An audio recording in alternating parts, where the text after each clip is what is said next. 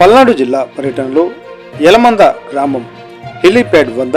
రాష్ట్ర ముఖ్యమంత్రి నారా చంద్రబాబు నాయుడు గారికి ఆహ్వానం పలుకుతున్న జిల్లా ఇన్ఛార్జ్ మంత్రి గొట్టిపాటి రవికుమార్, రాష్ట్ర శాసనసభ చీఫ్ విప్ జీవి ఆంజనేయులు, నరసరావుపేట ఎమ్మెల్యే చదలవాడ అరవింద్ బాబు తదితరులు, కార్యకర్తలు, అభిమానులు అందరూ పాల్గొన్నారు.